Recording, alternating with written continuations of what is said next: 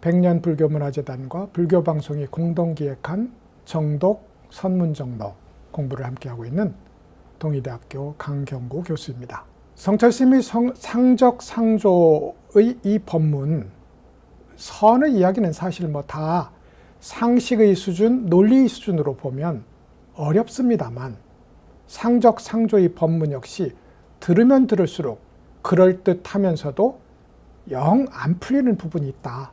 그 안 풀리는 부분이 뭐냐? 이건 둘 아님의 이치는 실제로 체험해보지 않는 한 풀리지 않는 겁니다. 그래서 자꾸 비유를 들게 되고 그 비유를 들어서 유사한 이해에 유도할 수 있을 뿐이지 상적상조가 직접 어떻다 하는 것은 직접 체험해 봐야 된다. 그리고 그 체험해 보지 않고는 당신이 이해하는 불교는 아직 진짜가 아니다 라는 것이 성철스님의 지속적인 강조이고 주장인 거라고 이해하시면 될 것 같습니다. 오늘도 상적상조, 그러니까 고요한 멈춤, 고요한 선정과 밝은 비춤, 밝은 통찰이 둘이 아니라는 점을 가지고 우리의 이야기를 이끌어 가보도록 하겠습니다. 역시 그 전에 먼저 얘기 하나 함께 생각해 보도록 하시죠. 높은 고위직의 관료가 있었어요. 근데 어느 날 자기 집에서 잠을 자다가 악몽을 꾸게 됩니다. 감옥수에 들어가서 발과 손에 족쇄와 수갑을 차고 온갖 괴로움을 당하는 그런 꿈이었어요. 꿈속에서도 이 고통에서 빨리 벗어나고 싶게 해서 온갖 노력과 간구를 다 합니다. 근데 이제 지나가던 사람이 보니까 악몽에 신음을 하면서 잠을 자고 있는 이 고위 관료를 보게 되었어요. 그래서 흔들어 깨웁니다. 실제 악몽이라는 것은 그냥 당장 우리말로 해석해 보자면 탐진치를 부려서 그 탐진치의 결과로 고통당하고 있다. 탐진치가 우리를 묶는 수갑이에요.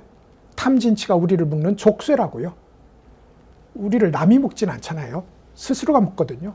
그렇게 탐진치의 족쇄와 수갑에 묶여서 스스로 지은 죄, 스스로 만들어낸 업 때문에 이제 괴로워하고 있는 것을 당신은 본래 청정하고 본래 해방되어 있는 존재다.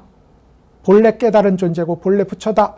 라는 법문을 통해서 이제 이 사람을 깊은 잠에서 깨웠다고요. 그래서 깨어납니다. 이것도 준비되어 있어야 깨어나지, 준비되지 않은 사람은 취생몽사하느라고 옆에서 부처님이 수천 수억 부처님이 와서 흔들어 깨워도 일어나지 못하는 것도 사실 비일비재하다, 아니면 거의 전부다 라고 말할 수 있겠죠. 어찌됐든 다행히 이분은 잠에서 깼어요. 깨고 나서 보니 고위 관료로서, 장관으로서의 자기 신분에 변화가 없고 자기의 편안하고 안락한 자기의 방 안, 침실, 자기 집안에서 벗어난 적이 없는 거예요. 저 힘든 감옥소로 간 일이 애초에 없습니다. 그래서 거기에서 아하 하고 이제까지 불안했던 마음을 내려놓고 편안한 입장으로 돌아가게 됩니다. 이게 고요함이에요. 편안한 입장으로 돌아가요.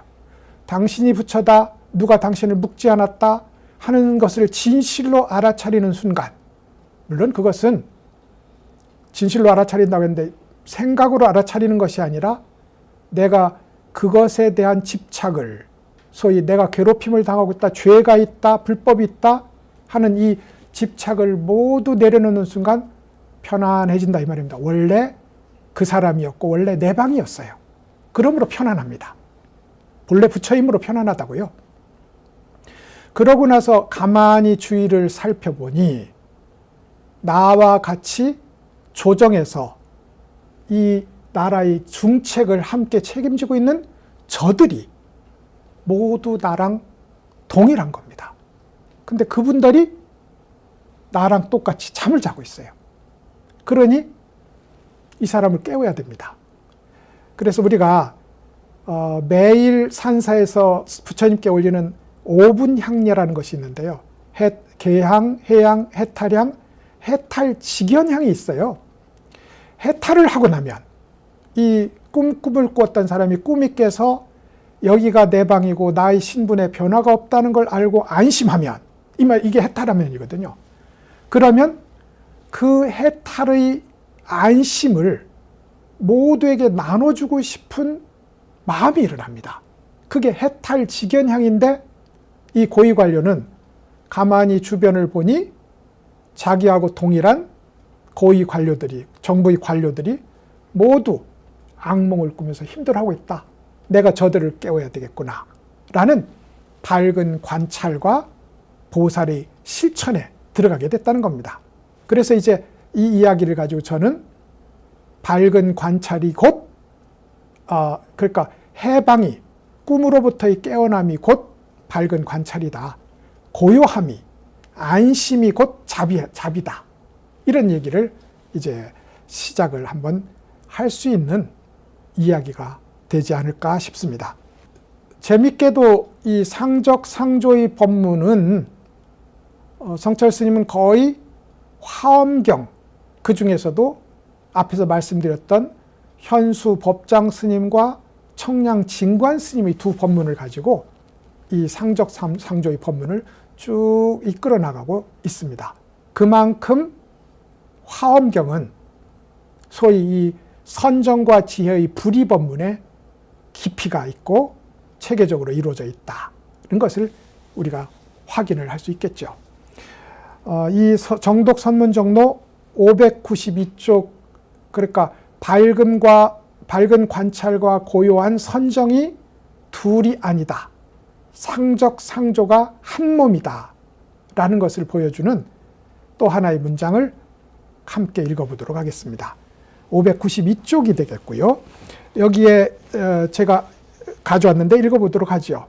고요함과 통일된 비춤이 반야이고, 들어보세요. 반야, 이게 지혜란 말이죠. 비추는 것이니까 지혜예요. 고요함과 통일된 비춤이 반야이고 비춤과 통일된 고요함이 해탈이다. 고요함이 해탈이에요. 근데 그냥 고요한 게 아니라 밝은 비춤을 동전이 뒷면처럼 갖고 있는 것. 내 몸이 그대로 비춤인 동시에 고요함인 것. 이것이 이제 그것이 해탈이라는 거죠. 그리고 고요함과 비춤의 본체가, 몸체가 법신이다 이랬어요. 지난 시간 끝날 때, 제가 지난주 끝날 때도 말씀드렸는데 열반은 세 가지의 덕을 갖습니다. 하나는 법신이고 하나는 해탈이고 하나는 반야예요. 근데 반야는 지혜니까 이제 밝음이잖아요. 이 밝음은 고요함을 전제로 한, 혹은 고요함에서 일어나는 밝음입니다. 거꾸로 고요함은 밝은 알아차림에서 일어나는 고요함이에요. 우리가 꿈에서 깨고 나서 보니 여기가 내 방이고 여기가 본래 내가 있었던 지위에서 한 걸음도 다른 곳으로 끌려나가지 않았다는 걸 확인해요. 잠에서 깨는 순간 확인하게 된다고. 이것은 깨고 나서 한참 생각해보니 발견하는 게 아닙니다. 잠에서 깨는 순간 아, 꿈이었구나 라고 알게 된다는 말이죠. 그래서 해방이 곧 밝음이고 밝음이 곧 해방이다. 이걸 이제 반야와 해탈이라는 열반의 덕성을 가지고 설명했어요. 그걸 두 개를 합한 것이 부처의 몸체다 이 말이죠. 법신의 몸체다. 이걸 이제 이 진관 스님이 이렇게 설명을 하고 있는 겁니다. 그것은 제가 지난번에 설명드린 것처럼 둥근 구슬과 같습니다. 둥근 구슬은 티끌이 하나 없으므로 청정해요. 이게 해탈이고요. 본래 해탈이에요. 우리가 따로 때에 묻지만 않으면, 원래 때는 묻어있지 않아요. 본래 해탈입니다. 그리고 본래 밝아요. 본래 깨달음이라고 안 합니까? 본래 깨달음이므로 본래 밝아요. 그러므로 이 구슬의 청정함과 이 구슬의 밝은 빛은 이 구슬의 본체와 작용의 관계지 둘이 따로 있지 않습니다. 서로 떼어놓을 방법이 없어요. 그리고 떼어놓을 방법이 없으므로 이 둘만 갖추면 부처가 되지 않을 수 없다. 원리적으로도 법신과 해탈과 반야가 한 몸이고 공부를 해서 완성을 해놓고 나서 봐도 법신과 반야와 해탈이 한 몸이라는 것, 이 삼위일체라는 것, 이것이 이 증관 스님이 선정과 지혜, 그리고 비춤과 멈춤이라는 이 두 개가 둘이 아니라는 도리를 이렇게 설명하고 있습니다.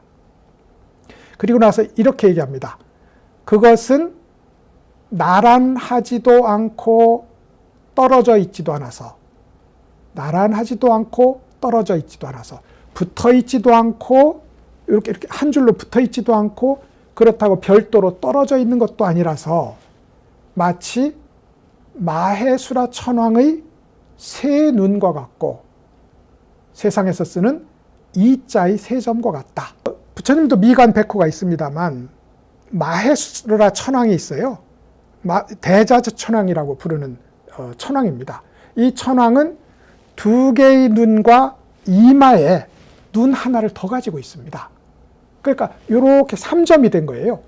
요 세 개의 눈, 이것이 가로로 나란하지도 않고 세로로 나란하지도 않지만 따로 떼어낼 수 없습니다. 왜냐하면 이 마해수라 천왕은 이 세 개의 눈을 동시에 쓰거든요. 동시에 써요. 그러니까 어떤 눈이 무엇을 보고 다른 눈이 무엇을 따로 보지 않고 동시에, 말하자면 해탈과 반야와 법신이 세 점이니까요. 법신이 함께 있는 것처럼 이것으로 부처의 본체와 작용을 드러내고 있다. 이게 이제 마해수라 천왕의 세 눈과 같다라고 하고, 제가 이자라고 했는데 요렇게 세 점을 찍어 놓은 걸 이 범어에서 이라고 읽습니다.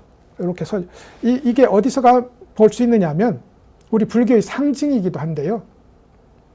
절에 가서 이제 팔짝지붕으로 만들어지는 제일 상단에 벽이 하나 생깁니다. 팔짝지붕을 세워보면 그래요.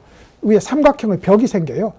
거기다가 세 점을 찍어 놓고 이것을 원으로 한 몸임을 표현한 그런 도상이 절에 가면 쉽게 발견할 수 있습니다.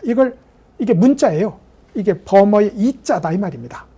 그래서 범어의 이자와 같고 마해수라 천왕의 세 눈과 같다, 이렇게 설명했습니다. 마해수라 천왕의 세 눈이니 이것을 하나씩 떼어서 별도의 기능과 별도의 이 존재로 구분할 수 없다. 이름은 다르지만 한 몸이다.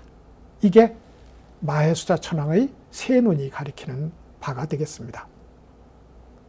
마해수라 천왕은 원래는 이제 힌두교의 시바신을 불교적으로 전환한 소위 불교 버전의 시바신이라고 할 수 있습니다.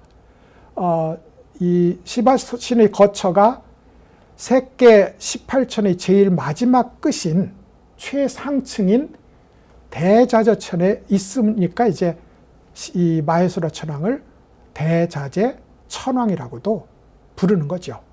그러니까 이것 인도의 시바신 형상들을 가져온 것은 그건 문화적으로 불가피한 겁니다.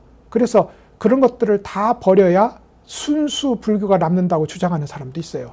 근데 그것은 어떤 종교조차도, 기독교나 불교나 어떤 종교도 문화의 산물이라는 점, 이 점을 잊지 말아야 될 것 같고, 힌두교적 요소를 다 없애버려야 된다라는 것은 전에도 제가 말씀드린 것처럼 그렇지 않다라고 말씀을 드릴 수 있을 것 같습니다. 어찌됐든 힌두교의 불교 버전, 힌두교 시바신의 불교 버전이 마해수라 천왕이고 그것이 불교의 한 상징으로 쓰이고 있다 하는 점을 우리는 이제 볼 수 있는 거죠. 법신, 반야, 해탈입니다. 이게 열반이 갖춘 세 가지 덕이고 부처의 정체예요. 부처는 무엇으로 이루어졌느냐? 법신, 열반과, 그러니까 해탈과 반야, 요 두 개를 성분으로 통일된 존재가 법신이다. 그리고 이것이 바로 열반의 세 가지 덕성이다. 이건 본래 갖춘 거다. 본래 부처임으로 우리는 법신을 갖추었고, 본래 깨달음임으로 반야를 갖추었고, 본래 청정함으로 해탈을 갖추었다. 그러니 우리가 열반삼덕을 성취하기 위해서 우리가 해야 될 일은 없는 것을 만들어내기 위해서 유의적으로 조작을 하고 노력하는 일이 아니라 내 마음의 작용을 내려놓고 이게 구름이거든요. 마음의 구름장을 내려놓고 내려놓아서 본래 갖춘 이 세 가지 덕성이 밝게 드러나는 길을 걸어야 된다. 이게 불교의 수행이다 라고 말씀드릴 수도 있는 거죠. 여기서 우리가 지금 하고 있는 얘기는 부처를 구성하는 상적, 고요함과 상조, 밝은 비춤이 본래 한 몸이라서 표현하기에 따라서 둘이 아니다 라고 할 수도 있고 삼위일체다 라고 할 수도 있다는 그 말씀을 함께 살펴보고 있는 중입니다. 우리가 이제 이렇게 세 가지의 덕성, 공부를 해서 완성하는 것을 우리가 시각이라고 부르고요. 본래 갖춘 걸 본각이라고 부른다고요. 그런데 본래 갖춘 이것을 가만 놔두면 그냥 중생입니다. 근데 이것을 분명하게 알아서 완전하게 그것으로 귀환하고 그것을 완전히 구해내는 것, 이걸 수행을 통한 깨달음이라는 뜻에서 시각이라고 부른다고요. 요 시각을, 그러니까 실천으로서의 깨달음을 성취하려면 어떻게 해야 되느냐? 우리가 본래 갖추었으므로 그대로 살면 됩니다. 어떻게 해요? 열애의 마음으로. 열애의 마음을 써요. 열애의 눈으로 보고 열애의 귀로 듣습니다. 그리고 열애의 손으로 행동하고 열애의 발로 걷습니다. 이것을 10가지로 나누어 볼 수 있어요. 이것이 바로 지금 진관 스님이 설명한 열애는 어떻게 출현하느냐. 간단하게 말하면 반야와 해탈을 복원함으로써 열애가 나타난다. 또 체계적으로 말하자면 열애의 마음으로 열애의 행동을 하는 10가지를 실천하면 된다. 이게 화엄경에서 말하는 열애가 나타나는 법이고 그 중심에 상적 상조라는 이 법문이 들어있다는 것을 우리는 확인할 수 있습니다. 역시 제가 말씀드린 것처럼 이 상적 상조의 법문은 화엄경을 가지고 주로 이제 설법을 전개하고 있어서 또 하나의 도솔천궁 개찬품의 문장을 하나 보도록 하겠습니다. 도솔천궁 개찬품에 대한 진관스님 해석이에요. 323쪽이 되겠네요. 12-9의 문장이고요. 첫 번째 개송은 세 가지의 개송이 있어요. 첫 번째의 개송은 견성하면 성불을 한다는 것으로서 법신이 저절로 열려 자성에 맞게 응신을 드러내게 된다는 뜻이다. 우선 대충 알아들으셨어도 잠깐 뒤로 밀어볼까요? 두 번째의 개송은 얻을 것이 없으므로 성불한다는 것으로서 반야가 저절로 열린다는 뜻이다. 세 번째의 개송은 망상을 떠나면 성불한다는 뜻으로서 해탈이 저절로 열린다는 뜻이다. 저절로에 주목해 주시면 좋겠습니다. 성불에 세 가지의 길이 있다. 하나는 견성하면 성불한다. 이게 자성을 보면 성불한다 하는 첫 번째 노래예요. 두 번째 노래는 얻을 것이 없으면 성불한다. 이걸 한문으로는 무득성불이라고 표현합니다. 얻을 것이 없으면 성불한다 하는 것으로서 이렇게 하는 것을 반야의 측면에서 성불을 표현한 것입니다.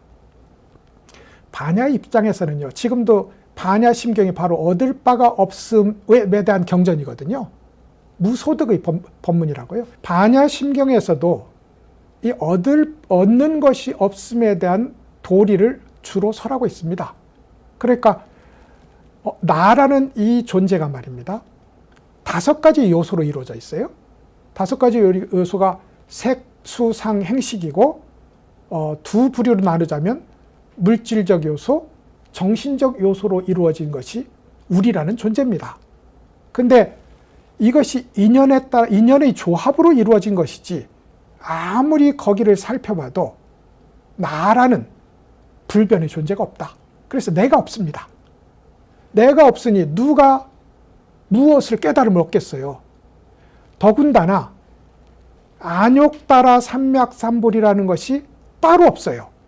그러니까 어디에 가서 굴을 파서 금을 캐듯이 무엇을 캐지 않습니다. 그래서 흔히 파초에 비유되기도 합니다. 분명히 저 파초가 저렇게 서 있는데 그래서 저 속에 무엇이 있는고 하고 파초의 껍질을 벗겨보면 아무것도 없는 공이 있을 뿐입니다. 그래서 파초가 불교의 상징이기도 하거든요. 얻는 나도 없고 얻을 법도 없는 것이 얻을 게 없는 겁니다. 이게 반야로 깨닫는 길입니다.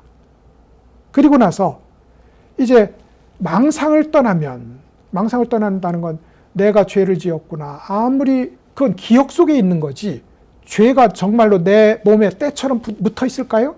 내가 기억으로 싣고 다니는 거라고요. 억지로. 그러면 불법이라는 것이 따로 있을까? 불법 또한 따로 추구해야 될 대상이 따로 없다는 점에서 그것을 추구하는 일 역시 망상이다. 제가 탐진치의 마음도 망상이지만 개정애를 추구하는 마음도 결국은 깨달음의 앞에서는 망상일 뿐이다. 라고 말씀드렸다고요. 그러니 소위 망상으로서의 마음을 모두 떨어낸 것이 해탈이다. 그러면 저절로 성불한다 했어요. 이 세 가지 계속 모두에 저절로 성불한다 했습니다. 왜요? 이미 갖추어져 있거든요. 그러니까 저절로 성불한 겁니다. 이게 이제 도솔천궁 개찬품이라는 문장에 대한 진관스님의 해설이라고 할 수 있습니다. 견성성불, 견성하면 성불한다. 얻을 바 없으면 성불한다. 이게 반야고요. 망상이 사라지면 성불한다. 이것이 해탈입니다. 이 세 가지 법신과 반야와 해탈이 결국은 성불하는 길이잖아요. 성불이라는 입장에서 보면 이름은 반야, 법신, 해탈로 다르지만 성불이라는 점에서는 동일하거든요. 그래서 삼위일체입니다. 삼위일체라고요. 도솔천궁 개찬품 화엄경은 문학적으로 보아도 정말 절묘할 정도로 어떻게 이렇게까지 우리의 깨달음의 단계를 이렇게 멋지게 그림처럼 그려냈을까 하는 생각이 들 정도로 문학성이 또 풍부한 것으로도 유명하다고요. 근데 이제 우리가 십신의 다음에 십주, 그러니까 믿음과 불법에 대한 입장이 확고해지는 걸 십주라고 부르겠고요. 부지런한 실천에 들어가는 걸 십행이라고 부를 것 같고, 나를 내려놓고 진리의 이 성취를 모두 돌리는 것을 가리켜서 십회양이라고 부르고, 직접 진리와 한 몸이 되는 것을 십지라고 불러요. 이 앞에 십신이 있으므로 50위에 등각묘각을 합하면 52위가 된다고요. 그런데 재밌는 건 화엄경의 얘기입니다. 우리가 십신의 자리에서 이제 불법에 대해서 간절한 믿음이 생겨나고 나도 저렇게 공부해야 되겠다는 발심이 일어나는 자리, 거기를 이제 십신이라고 한다고. 그때는 부처님이 혹은 보살이 십신의 법문을 하려고 하면 발바닥에서 빛이 납니다. 발바닥에서. 그리고 그 법문은 주로 지상의 도량에서 행해져요. 이 화엄경을 보면 그렇습니다. 그리고 나서 이제 십주, 믿음의 단계를 지나서 불법에 대한 입장이 확고해지는 자리에 가면 발가락에서 빛이 나요. 우리가 발가락이 아무것도 아닌 것 같지만 발가락이 있으므로 굳건하게 섭니다. 발가락이 있으므로. 그러니까 굳건하게 서는 이 입장을 가리켜서 십주라고 부르는데 발가락에서 빛이 나요. 그리고 그 법문은 도리천에서 행해집니다. 도리천은 수미산의 정상에 있는 하늘이거든요. 그러니까 부처님은 자리를 옮겨가면서 화엄경을 설해요. 7처9회라고 7곳 9번의 법회를 하는데 그때마다 장소를 옮겨갑니다. 그런데 법문을 한 장소, 발광하는 지점이 그 법문의 내용과 동일해요. 그래서 이제 도리천에서 얘기해요. 10주가. 그리고 나서 이제 십행, 실천의 단계에 오면 발등에서 빛이 납니다. 그리고 그 법문은 야마천에서 행해져요. 도리천의 위에가 야마천이거든요. 그리고 나서 십회향, 나를 내려놓고 모든 것을 진리의 자리에 돌리고 중생에게 돌리는 이 수행의 단계에 이르면 무릎에서 빛이 납니다.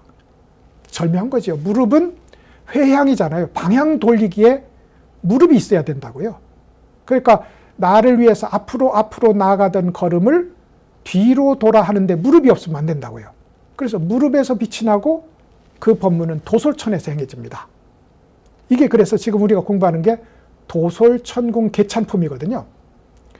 도솔천궁의 회향의 법문을 하면서 10명의 보살들이 각각 10수씩 100수의 노래를 합니다. 그러니까 거의 시의 향연인 거예요. 그 중에 이구당 보살, 때를 벗는 보살, 때와 작별하는 보살이라는 이가 지금 법신의 얘기, 반야의 얘기, 그리고 해탈의 얘기를 노래로 한 것을 이걸 진관 스님이 설명한 겁니다.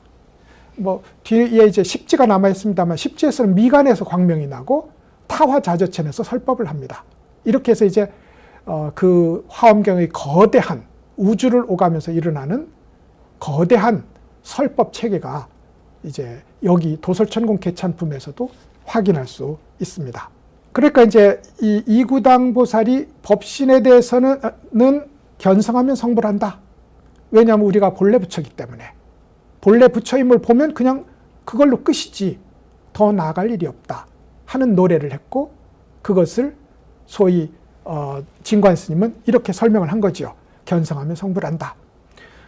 9번째 노래가 반야에 대한 노래입니다. 어떤 노래였느냐면 얻을 것이 없음을 알면 성불한다. 이게 무득성불이에요. 얻을 것이 없으면 성불한다는 겁니다. 그리고 마지막으로 10번째 노래가 망상을 떠나면, 망념을 떠나면, 있지도 않은 것을 있다고 하면, 말하자면 새끼줄을 보면서 길에 새끼줄이 있다고요?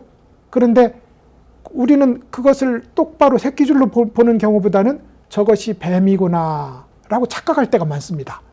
비유하자면 그것을 망상이라고 부르자고요. 근데 저것이 뱀이구나 라고 하는 망상을 내려놓으면 새끼줄인 걸 압니다. 더군다나 한 번 더 내려놓아 보면 저것이 나의 부처의 마음이 부처의 나라에서 부처의 마음으로 이루어진 것임을 알게 된다고요. 그것이 소위 망상을 떠나면 부처다라는 것을 여기서 이제 설명을 하고 있는 겁니다. 이게 전부 때를 벗는 이름으로 때벗은 보살, 때를 벗은 보살, 이구당 보살의 입에서 노래로 불려졌다고 이해하시면 딱 좋을 듯 합니다. 이러니 당연히 반야와 해탈과 그것을 합한 법신이 둘이 아니고 셋이 아님을 우리는 금방 확인을 할 수 있는 겁니다. 전에도 언제 말씀드린 것 같은데 해인사의 이 주법당이 대적광전이라고요. 비로자나부를 보시면은 적광전, 대적광전, 상적광전이라고 부른다고요. 왜냐하면 이렇게 열반삼덕을 갖춘 법신불이 거주하는 국토를 이름으로 부르자면 대적광토 혹은 상적광토라고 부르는 거예요. 상은 변함없고 항상되다는 뜻으로 법신을 가리키고, 광은 빛광자이므로 밝게 비춘다는 반야를 가리키고, 적은 고요하다는 뜻이므로 번뇌가 없는 해탈을 가리켜요. 세 글자만 가지고도 대적광, 상적광이라는 세 글자만 가지고도 불교에서 할 말은 전부 다 했다라고 할 수 있는 거죠. 또 견얘기가 되겠습니다. 우리가 절이라는, 사찰이라는 이 구조는 불교의 교리를 형상적으로 완성해서 보여주고 있다. 그래서 우리는 모르는데 사찰에 가서 몸을 담고 잠깐 거기에 마음을 기대다 보면 경전에서 했던 그 무수한 얘기들이 다양한 장치들로 우리에게 암시를 하고 명시를 하고 우리를 설득시키고 있다라고 사찰의 기능을 한번 해설해 볼 수도 있을 것 같습니다. 그래서 도심에서 분명히 공부를 하고 포교를 해야 됨에도 왜 저 산중 사찰을 버릴 수 없느냐. 너무 완전하게 완성된 경전의 축소판이라서 아까운 겁니다.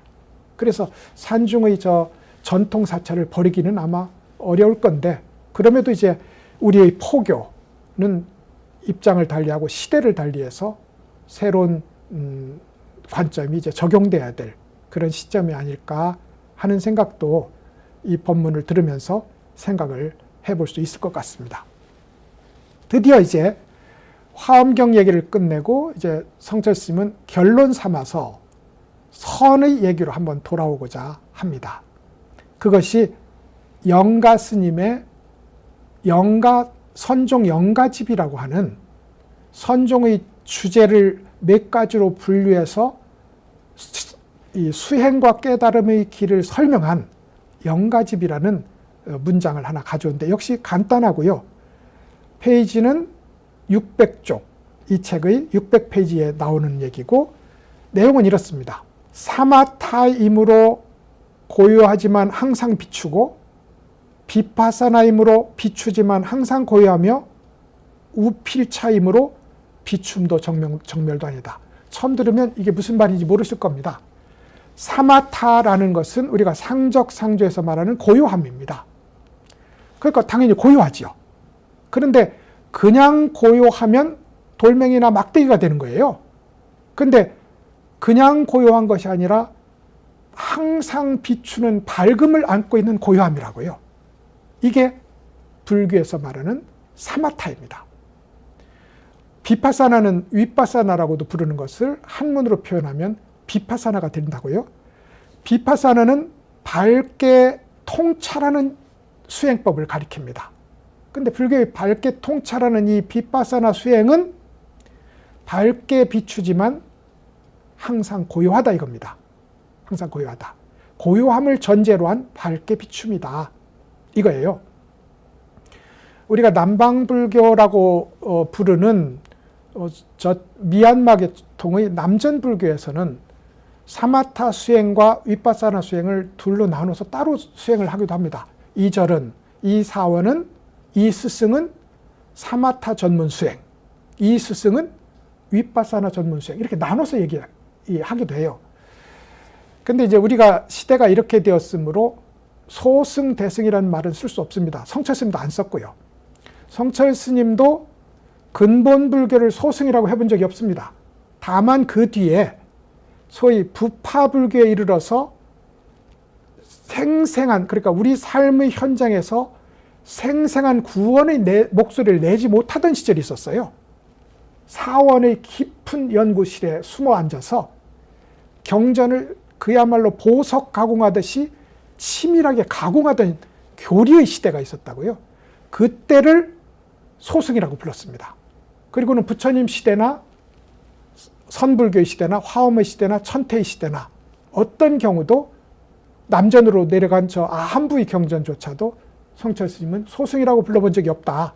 그건 참 선구적이었다라고 생각이 듭니다. 어찌되었든 남방에서 미얀마 같은 데서 사마타 수행, 윗바사나 수행을 나눈다 해서 그게 사마타라고 해서 고요하기만 한 것이 아니고 윗바사나라고 해서 밝은 관찰만 있는 것은 아니라는 것은 분명합니다.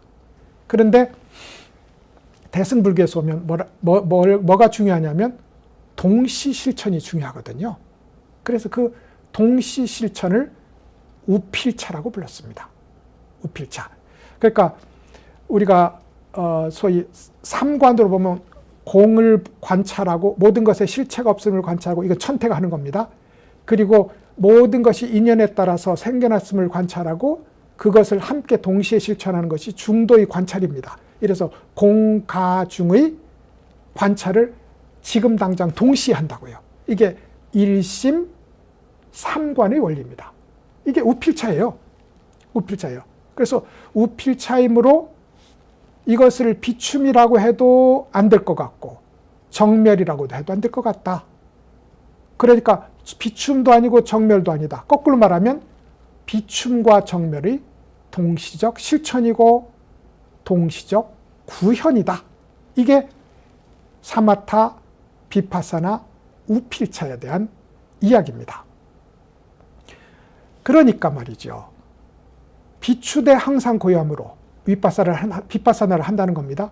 비파사나를 하되 사마타를 전제로 한 것이므로 속죄 그대로 진죄다. 이게 무슨 말이냐면 속죄라는 건 우리가 살고 있는 이 세상의 모습은 생성소멸, 나와 너, 크고 작음, 붉고 푸름이라고 나눠져요. 우리가 말하면 다 알아들을 수 있는 얘기입니다. 이게 세속적 진리라는 의미에서 속죄라고 부릅니다. 근데 이 세속적으로 알아들을 수 있는 이 다양함은 본질적으로 진여라는 한 마음을 전제로 한 거거든요. 그런 의미에서 이것은 세상에 나타나는 저 다양한 산은 산이고 물은 물인 저 다양한 현상들은 본래 한 마음의 드러남이다. 그러면서 한 마음의 입장으로 보면 저 모든 만사만물이 한 마음이고 거꾸로 한 마음의 입장에서 보면 거꾸로 이 소위 한 마음도 저 만사만물을 통해서 확인된다. 이렇게 설명할 수 있는 겁니다. 이것을 동시에 실천하는 것이 우필차라는 그런 이야기가 되겠죠. 성철 스님은 특히 이것이 어떻게 실천되는지에 대한 관심이 많습니다. 그러니까 사마타라는 것, 선정이라고 부르는 것, 이것이 논리적으로는 아무래도 우선돼야 되지 않겠습니까? 그죠? 왜냐하면 우리가 그냥 밝게 모든 것을 보아야지 하면 만약에 봄이 좋으면 봄은 좋고 여름은 싫어 하지 않겠습니까? 거기에 좋고 싫음이 개입될 수밖에 없다고요. 그러니까 좋고 싫음을 나누는, 모양에 따라서 좋고 싫음을 나누는 이 마음을 쉬는 일이 먼저 있어야 된다고요. 논리적으로입니다. 순차적으로 아니에요. 논리적으로 먼저 있어야 된다. 그래서 성철 스님의 법문은 선정의 강조가 뚜렷합니다. 무심의 강조가 뚜렷하다고요. 상적, 상조로 보면 상적의 강조가 뚜렷해요. 이게 이제 그런데 다만 그 상적, 구름이 거치는 일, 이 일이 태양이 드러난 일과 달랐던 적이 한 번도 없다. 그러므로 이제 우리는 주된 노력을 고요함으로 들어가는 길에 둬야 되겠다. 이게 성철 스님 화두 탐구의, 화두 참구의 기본 논리가 됩니다. 그래서 화두를 등각에서도 십지에서도 화두를 끝까지 들어야 된다 하는 이야기를 하고 소위 팔지 이후의 제8아레아식의 깊은 선정에서도 오메리어의 깊은 선정에서도 한 걸음 더 나아가야 비로소 여기에서 말하는 우필차의 상적 상조를 구현할 수 있다. 이 얘기가 이제 성철 스님의 주된 주장이 되겠습니다. 그러니까 사마타는 결코 멍 때리는 것이 아니고 비파사나는 결코 주변에 기웃거리는 것이 아니다. 멍 때리는 것이 아니라 고요하되 항상 밝고 거울인 거죠. 그리고 항상 밝지만 본래 자리를 떠나지 않는다. 바다의 입장에서 파도를 안다고 생각해 보십시오. 그러면 파도가 100개가 일어나든 1000개가 일어나든 속을 썩일 일이 없는 겁니다. 왜냐하면 그대로 파다니까요. 그것이 우필차의 실천하는 입장, 구현된 입장에서 보는 얘기가 되겠습니다. 이제 마지막으로 상적 상조의 법문에 임하면서 이 성철 스님은 보살 공부의 마지막인 등각조차 아직 부처의 상적 상조에는 미치지 못했다. 그래서 이렇게 얘기합니다. 등각보살은 아직 비춤이라는 몸체가 남아있다. 그래서 이 지혜를 가리키자면 조적해라고 부를 수 있다 이 말입니다. 비춤이 우선하고 고요함이 부수적으로 따라다니는 지혜라고 할 수 있다. 이에 비해서 열애의 지혜는 적조해라고 할 수 있다. 고요함의 바탕에서 비춤이 일어나는 지혜라고 할 수 있다. 조적해와 적조해라고 둘을 나눕니다. 이건 성철 스님의 논리는 아니고요. 영가 스님도 그 얘기를 했고, 그리고 기본적으로 이 소위 금강경이나 또 다른 경전에서도 이 적조해, 조적해 이야기를 합니다. 비유하자면 보물섬이 있다고요. 근데 이 보물섬에 보물을 구하기 위해서 항해를 해요. 거기에 이제 십신에서 묘각에 이르기까지 단계가 있겠죠. 그리고는 섬에 도착했습니다. 이제 보물만 담으면 돼요. 그것이 등각입니다. 똑같은 지점에 배의 방향이 다른 적조의 배가 있어요. 이미 보물을 가득 실었습니다. 이 세상으로 다시 돌아 나오는 배예요. 하나는 섬을 향해 있고 이게 등각이고요. 한 배는 이 세상을 향해 있습니다. 이게 적조의 지혜입니다. 그리고 이 적조의 지혜라야 궁극적으로 상조하는 궁극의 자리다라는 이야기가 되는 겁니다. 그러니까 8지, 9지, 10지 이게 다 8식 아래식 차원의 이야기고 등각조차도 제8 아래식의 마지막 한 근본 무명을 털어내지 못한 자리다. 그런 의미에서 등각도 마지막 한 점을 내려놓고 조적에서 적조로 넘어가야 되는 한 단계를 남겨두고 있다. 그러니 상적상조가 혹은 정해쌍수가 혹은 지관쌍운이 아무리 설명할 수 있고 이해할 듯 해도 실제로는 그렇게 끝없이 실천하는 것은 바람직하고 반드시 그래야 되지만 진정한 상적상조는 스스로 체험해 본 자리라야 된다.